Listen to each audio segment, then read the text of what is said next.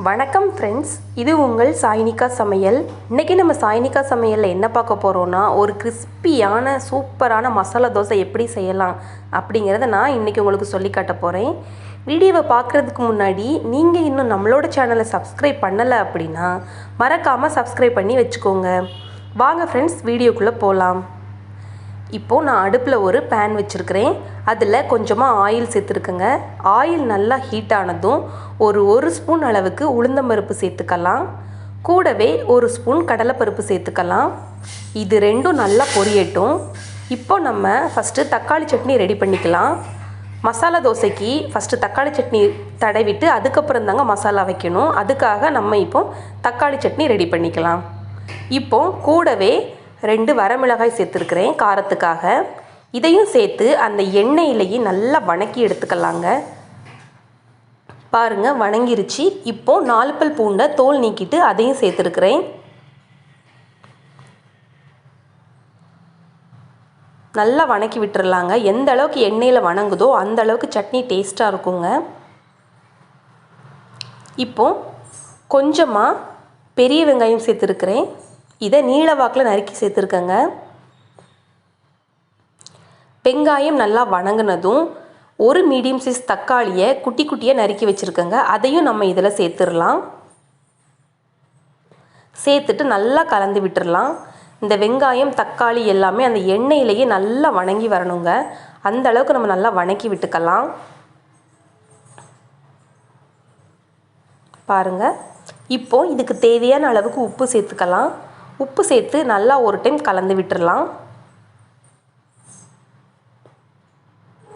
அவ்வளோதான் ஃப்ரெண்ட்ஸ், தக்காளி சட்னி ரெடி ஆயிருச்சு. இதை இப்போது மிக்ஸி ஜாருக்கு மாற்றி நல்லா அரைச்சிட்டு வந்துடலாம்.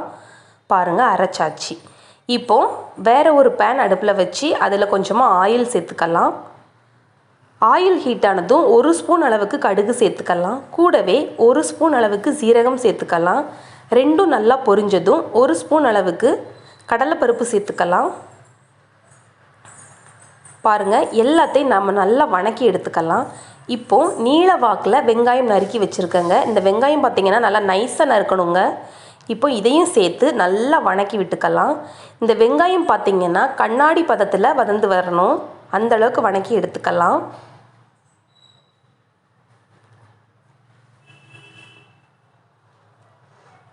பாருங்கள், நல்லா வணக்கி விட்டாச்சு. இப்போ காரத்துக்காக நான் இன்றைக்கி 2 பச்சை மிளகாவை இந்த மாதிரி கீறி சேர்த்துருக்கேங்க. இதையும் அந்த வெங்காயம் கூட சேர்த்து நம்ம நல்லா வணக்கி எடுத்துக்கலாம்.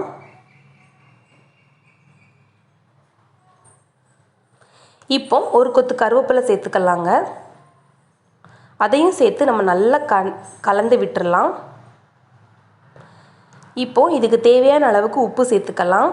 உப்பு சேர்த்து நல்லா கலந்து விட்டுறலாம். நான் இன்றைக்கி 2 உருளைக்கிழங்க வேக வச்சு தோல் நீக்கி நல்லா மசிச்சு வச்சுருக்கேங்க. அதையும் நம்ம இது கூட கலந்துக்கலாம்.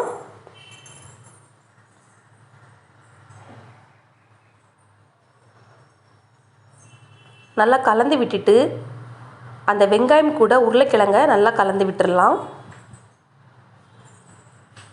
கொஞ்சமாக தண்ணி சேர்த்துக்கலாங்க. அப்போ தான் இந்த மசாலா நல்லா கொதித்து கட்டியாகி வரும்.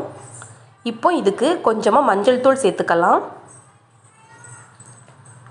மஞ்சள் தூள் சேர்த்து நல்லா ஒரு டைம் கலந்து விட்டுறலாம்.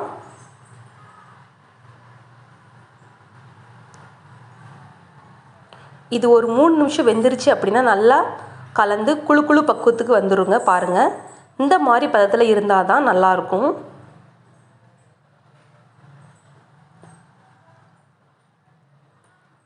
ஃபைனலாக ஒரு கைப்பிடி அளவுக்கு மல்லி இலை தூவி இதை நம்ம இறக்கி வச்சிடலாம்.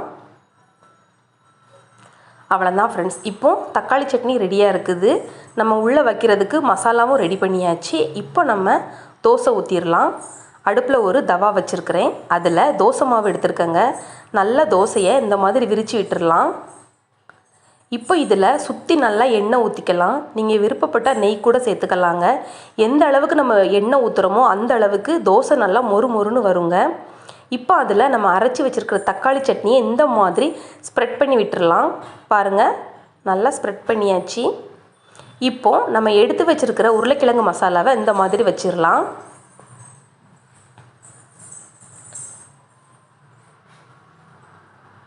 தோசை மேலே நல்லா வெந்துருச்சுங்க. இப்போ நம்ம அப்படியே இதை மடித்து விட்டுடலாம். அவ்வளோதான் ஃப்ரெண்ட்ஸ், நம்மளுடைய கலர்ஃபுல்லான மசாலா தோசை ரொம்பவே கிறிஸ்பியாக ரெடி ஆயிருச்சு.